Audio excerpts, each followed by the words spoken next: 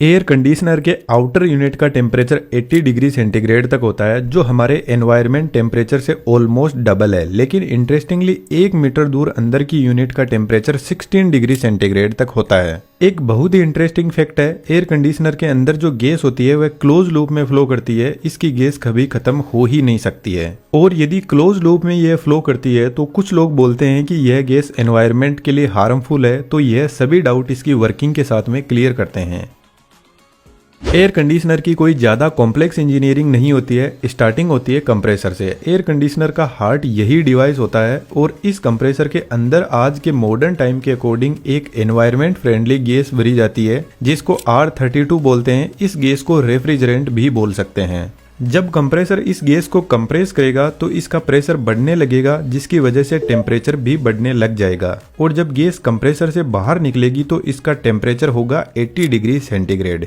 अब इस high temperature को हमें थोड़ा ठंडा करने की जरूरत है, तो रेफ्रिजरेंट पहुंचता है कंडेंसर कोयल के पास में। आज के टाइम में एसी के ऊपर 100% कॉपर कोयल लिखा रहता है, तो कंपनी इसी कोयल की बात कर रही होती है, क्योंकि कॉपर कोयल की हीट एक्सचेंज क्वालिटी बहुत शानदार होती है, तो ये गर्म और ठंडी बहुत जल्दी हो जाती है। इन इतनी लंबी कोयल से जब रेफ्रिजरेंट फ्लो करेगा तो ठंडा होने लगेगा, और इस कोयल से हीट को जल्दी बाहर निकालने के लिए एक फैन भी लगा रहता है। जब रेफ्रिजरेंट कोयल से बाहर निकलेगा तो इसका टेम्परेचर 50 डिग्री सेंटीग्रेड तक पहुंच जाएगा। लेकिन कंडेंसिंग कोयल के पास में जो गैस कंप्रेसर से मिल रही थी उसको यह लिक्विड में बदल देगा। आपको पता है, जब हम पानी को गर्म करते हैं तो वह लिक्विड से वेपर में बदल जाता है, यानी लिक्विड से गैस। इसके उल्टा जब कोल्ड ड्रिंक की बोतल को हम फ्रिज से निकालकर बाहर रखते हैं तो इसके चारों तरफ पानी की बूंदें जमा हो जाती है, जिसका मतलब है वेपर वापस लिक्विड में बदल रहा है। तो कंडेंसिंग कोयल भी गैस को ठंडा करने का काम करती है, जिससे यह गैस से लिक्विड में बदल जाती है। लेकिन अभी भी यह हाई टेम्परेचर का लिक्विड हमारे किसी काम का नहीं है। तो यहाँ से लिक्विड एक्सपेंशन वॉल के पास में जाता है। एक्सपेंशन वॉल का ओरिफाइस बहुत छोटा होता है, तो इधर वाली साइड में बहुत ज्यादा हाई प्रेशर भी है और हाई टेम्परेचर भी है। लेकिन जब इस नैरो ओपनिंग से रेफ्रिजरेंट बाहर निकलेगा तो इसका प्रेशर सडनली रिड्यूस हो जाएगा, जिसके साथ में इसका टेम्परेचर भी रिड्यूस हो जाएगा, और यह लिक्विड एक्सपेंड करेगा, जिससे यह रेफ्रिजरेंट वापस लिक्विड से गैस में बदलने लग जाएगा।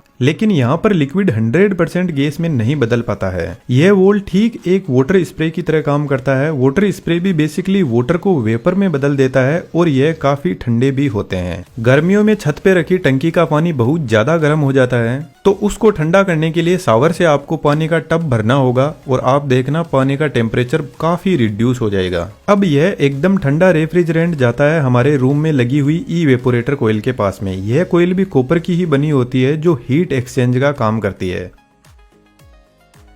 अब यह कोयल रूम में कितनी हीट को एब्जॉर्ब करेगी, इसको टन में मापा जाता है। 1 टन लगभग 3500 वोट हीट एक्सचेंज करता है, जबकि 1 टन का एसी 1000 वोट आवर की इलेक्ट्रिसिटी कंज्यूम करता है। जब ठंडा लिक्विड रेफ्रिजरेंट इस कोयल से फ्लो करेगा तो यहाँ पे लगा हुआ फैन इस ठंडक को पूरे रूम में फैला देगा।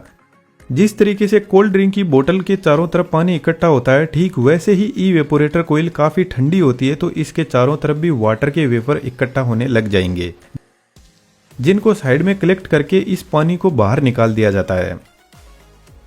इसी फंडे को यूज में लेकर बारिश के मौसम में बहुत ज्यादा नमी हो जाती है, तो एयर कंडीशनर रूम के अंदर की नमी को भी सोख कर बाहर निकाल देते हैं। और ऐसा हमारे साथ में भी होता है। जब हमारी स्किल का लेवल एकदम वीक होता है तो लाइफ हमें एकदम च्युइंगम की तरह चबाकर फेंक देती है। लेकिन 3D एनिमेशन की स्किल काफी पावरफुल है, और आज के टाइम में काफी डिमांडिंग भी है। हमने एनिमेशन तो आपको डिटेल में सिखाया ही है, इसके अलावा डिफरेंट टाइप्स के जो अर्निंग के तरीके हैं उनको भी डिटेल से डिस्कस किया है। डिस्क्रिप्शन में डिटेल्स अवेलेबल है, आप जरूर से कोर्स को ज्वाइन कीजिएगा, आपको बहुत कुछ सीखने को मिलेगा। Now back to the point. अब यह कोयल रूम को तो ठंडा कर रही है, लेकिन रूम की जो गर्मी है उससे इसमें फ्लो हो रहा रेफ्रिजरेंट धीरे धीरे वापस गर्म होने लगता है। और अभी मैंने आपको बताया कि एक्सपेंशन वॉल लिक्विड रेफ्रिजरेंट को 100% वेपर में नहीं बदल पाता है, तो रूम के अंदर जो गर्मी है उससे रेफ्रिजरेंट वेपर में बदलने लग जाता है। लेकिन जब रूम ठंडा हो जाता है तो यह कोयल भी इस रेफ्रिजरेंट को पूरा वेपर में नहीं बदल पाती है। अब इवेपोरेटर कोयल से यह मिक्स्ड लिक्विड और वेपर पहुंचता है कंप्रेसर के पास में। और जैसा कि इस डिवाइस का नाम ही कंप्रेसर है, तो इतना तो हम दिमाग लगा सकते हैं कि सिर्फ गैस को ही कंप्रेस किया जा सकता है, लिक्विड कंप्रेस नहीं होता है। और बाय चांस ये लिक्विड कंप्रेसर में पहुंच गया तो कंप्रेसर ब्लास्ट कर जाएगा।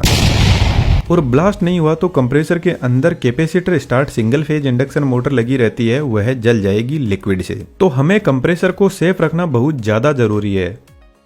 तो एक्चुअल में एक्सपेंशन वॉल्व कुछ इस टाइप का होता है और यह जस्ट इवेपोरेटर कोइल के पास में लगा रहता है। इसमें नीचे से हाई टेम्परेचर और प्रेशर वाला लिक्विड आ रहा है और जब यह इस नैरो एरिया से पास करेगा तो वेपर में बदल जाएगा। एक्सपेंशन वॉल्व बेसिकली यहाँ पर जो ओपनिंग है उसको कंट्रोल करता है। यदि यह रेफ्रिजरेंट को बहुत कम एरिया से पास करवाएगा तो कुछ ही रेफ्रिजरेंट वेपर में बदल पाएगा, जिससे इवेपोरेटर कोइल कम ठंडी होगी और जितना ज्यादा रेफ्रिजरेंट यहां से पास होगा उतना ही रूम टेम्परेचर डाउन होता जाएगा। वॉल में ऊपर की तरफ एक डायफ्राम लगा रहता है और यही डायफ्राम इस रोड के थ्रू यहां से फ्लो हो रहे रेफ्रिजरेंट को कंट्रोल करता है। और इस डायफ्राम को कंट्रोल करने के लिए कुछ एक heat sensing device evaporator coil के बाहर की तरफ एग्जिट पर लगी रहती है। इसमें एक लिक्विड होता है जो काफी हीट सेंसिटिव होता है और इस हीट सेंसिंग डिवाइस के लगाते ही एक्सपेंशन वॉल्व का नाम बदलकर हो जाता है थर्मल एक्सपेंशन वॉल्व। मान के चलते हैं आपने एसी को 16 डिग्री सेंटीग्रेड पर सेट कर रखा है। जैसे ही रूम का टेम्परेचर 18 डिग्री सेंटीग्रेड पर पहुंचेगा तो इस हीट सेंसिंग डिवाइस में जो लिक्विड है वह गर्म होकर वेपर में बदलेगा और डायफ्राम के ऊपर फोर्स लगाएगा, जिससे ज्यादा रेफ्रिजरेंट पास होगा और कोइल ज्यादा ठंडी होगी। कोइल ज्यादा ठंडी होगी तो रूम की हीट को ज्यादा एब्जॉर्ब करने लगेगी और इस हीट से कोइल के अंदर जो पूरा रेफ्रिजरेंट है वह वेपर में बदलने लग जाएगा और हमारा कंप्रेसर एकदम सेफ रहेगा। बेसिकली कंप्रेसर कंडेंसिंग कोइल के एकदम पास में लगा रहता है और आज के टाइम में स्पाइरल टाइप कंप्रेसर भी एयर कंडीशनर में यूज होते हैं जो काफी साइलेंट और स्मूथ होते हैं। इन सभी टाइप के कंप्रेसर की मैंने इस वीडियो में डिटेल से बात की है, तो इसको आप यहाँ से देख सकते हो। यहाँ पर दोनों पाइप, एक जिसमें कंप्रेसर से इवेपोरेटर की तरफ लिक्विड जा रहा है और दूसरी जिसमें इवेपोरेटर से निकलकर वापस कंप्रेसर के पास में जा रहा है, यह दोनों पाइप एक दूसरे के पास में सेट की जाती है। इसके पीछे रीजन है, इधर रेफ्रिजरेंट कंडेंसिंग कोइल से आ रहा है जो अभी भी काफी गर्म है और रूम को ठंडा करने के लिए जा रहा है, तो इधर वाली कोइल से थोड़ा बहुत यह भी ठंडा होने लगेगा और इधर वाली कोइल से रेफ्रिजरेंट कंप्रेसर के पास जा रहा है तो यह गर्म होकर पूरी तरीके से वेपर में बदलने लगेगा, जिससे ओवरऑल एयर कंडीशनिंग की एफिशिएंसी बढ़ती है। अब एक सबसे इंपॉर्टेंट क्वेश्चन, वीडियो को पॉज करके कमेंट में जरूर से लिखना, क्या आप बता सकते हो कि यहाँ पर कौन सी डिवाइस है जो कूलिंग को कम ज्यादा कर रही है? यदि आपका आंसर थर्मल एक्सपेंशन वॉल्व है तो आप गलत हो। थर्मल एक्सपेंशन वॉल्व बेसिकली यह डिसाइड करता है कि कंप्रेसर के पास में लिक्विड पूरी तरीके से गैस में बदल कर ही जाना चाहिए। यहाँ पर बेसिकली टेम्परेचर को कंट्रोल हमारा कंप्रेसर ही करता है। जब हम एयर कंडीशनिंग के टेम्परेचर को कम ज्यादा करते हैं तो बेसिकली हम कंप्रेसर की मोटर की स्पीड को कम या ज्यादा कर रहे होते हैं। जितना ज्यादा कंप्रेसर रेफ्रिजरेंट को पंप करेगा उतनी ही ज्यादा कूलिंग होगी।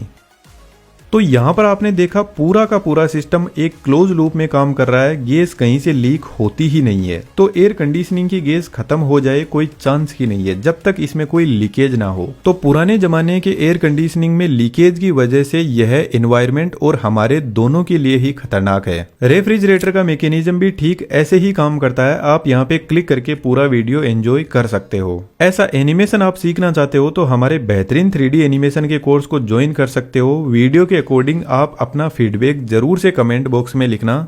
Thank you.